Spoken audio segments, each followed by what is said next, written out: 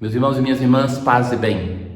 Nessa quarta semana do tempo comum, a antífona inicial vai nos dizer assim: Salvai-nos, Senhor nosso Deus, reuni vossos filhos dispersos pelo mundo, para que celebremos o vosso santo nome e nos gloriemos em vosso louvor. Os filhos dispersos pelo mundo inteiro. Já na oração eucarística, quando nós rezamos pela igreja, nós dizemos, Senhor, para que ele se recorde da sua igreja, que se faz presente pelo mundo inteiro. E nós pedimos para que nós sejamos reunidos em nome de Deus e nos gloriemos em seu louvor. Hoje é a igreja que faz memória dessa sua diversidade de cultura que é totalmente reunida em nome do Senhor. Hoje, na leitura, nós vamos ter a narração da morte de Absalão. Absalão tem uma morte assim patética. Então ele está montado em uma mula e essa mula passa debaixo de um carvalho e ele fica enganchado. A mula continua o seu caminho, ele fica enganchado. Então alguém viu isto e informou a Joabe: vi Absalão suspenso no carvalho. Joabe tomou então 3 dardos e cravou-os no peito de Absalão. E então ele vai avisar ao rei: trago-te, Senhor, meu rei, a boa nova. O Senhor te fez justiça contra todos os que se tinham revoltado contra ti. Então é o momento da rebelião de Absalão, que toma o reino do seu pai. Então, nesse momento, o exército pensa que seria uma grande festa para Davi, porque ele estaria assim vencendo o seu inimigo. E aí então, mais uma vez, nós vemos a grandiosidade de Davi. Se recordam que uma vez naquela gruta, quando Davi era perseguido por Saul, ele então se esconde com o seu exército na gruta. E Saul entra ali para fazer as suas necessidades e Davi era incentivado pelos seus homens que deveria matar o rei. Deus colocou o inimigo nas suas mãos e ele então não faz nada.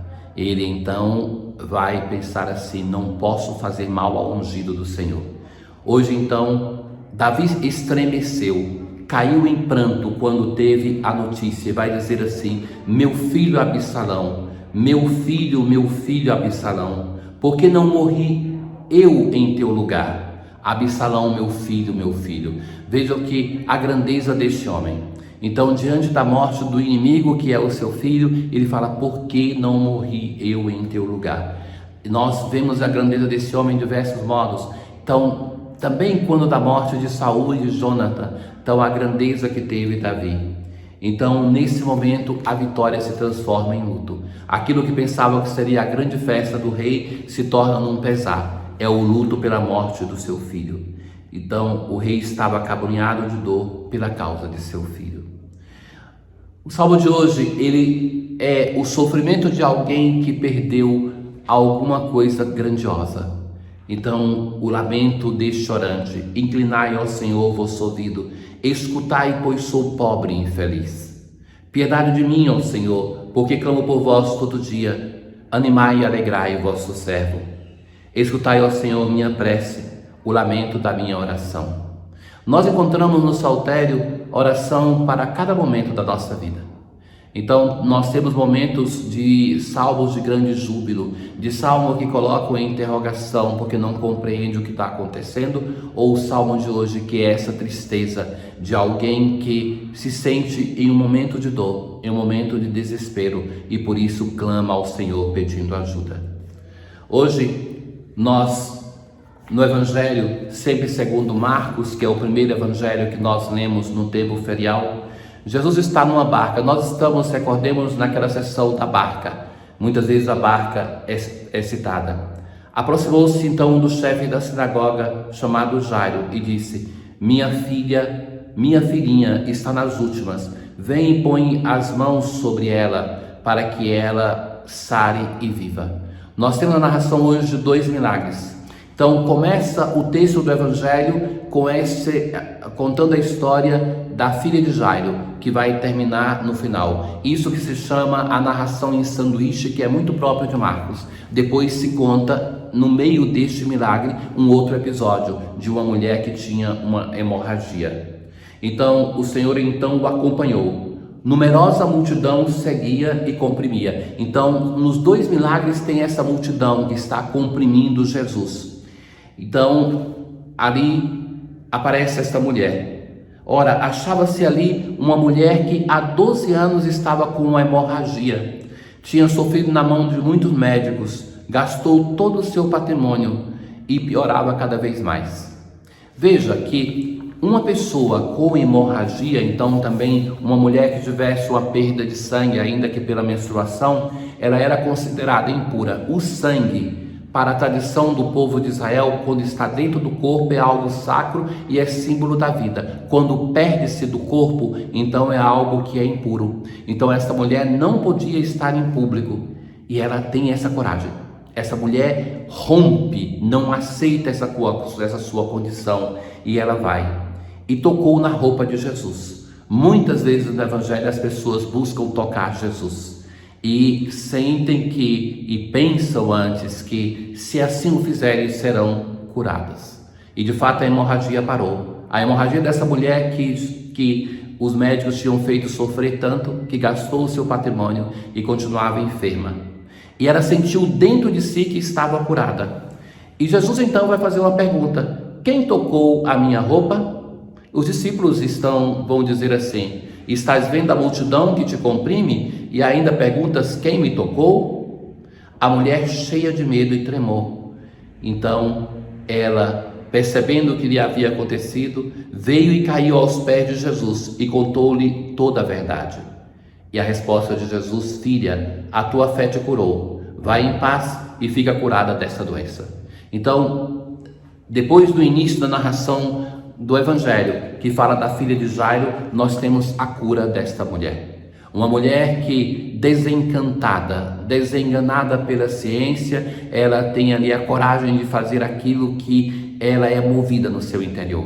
E ela toca, então, na orla da veste de Jesus, na borda, e aí então ela fica curada. E no seu interior ela tem a convicção dessa cura. E quem é que sente que isso aconteceu? É o próprio Jesus. É Jesus que sente que dele sai essa energia. E então ele se apercebe disso, aquilo que os discípulos não são capazes de perceber. Então, enquanto Jesus estava indo com a casa do chefe da sinagoga, disseram ao chefe da sinagoga: tua filha morreu. Por que ainda incomodar o mestre?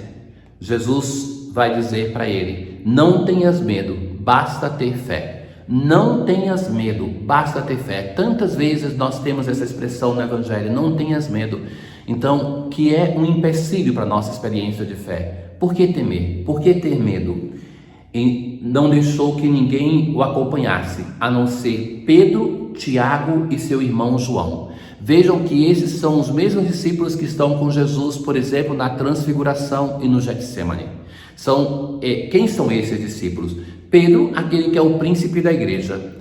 Tiago é um dos mais velhos. Pedro e Tiago são entre os mais velhos e João é aquele que é identificado com o discípulo amado, que é entre os mais novos.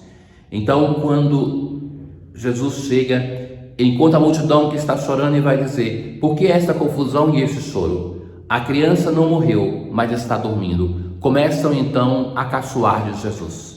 Jesus não aceita que a multidão venha com ele e vai levar ali aonde está a menina somente o pai, a mãe e os 3 discípulos. Eles devem testemunhar para narrar isso.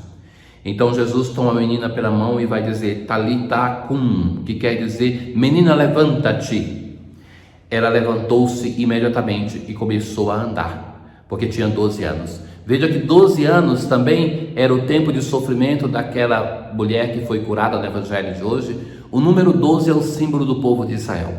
Então essas duas mulheres, que também Israel é o nome feminino e hebraico, são um símbolo do velho Israel que acolhe o seu Salvador. E todos ficaram admirados. Ele recomendou com insistência que ninguém ficasse sabendo daquilo e mandou dar de comer à menina.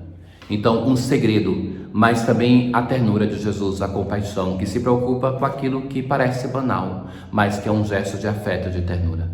Meus irmãos, a oração de hoje vai dizer: concedei-nos, Senhor nosso Deus, adorar-vos de todo o coração e amar todas as pessoas com verdadeira caridade. Tenham todos um bom dia. O Senhor esteja convosco, Ele está no meio de nós. Abençoe-vos o Deus Todo-Poderoso, Pai, o Filho e o Espírito Santo. Paz.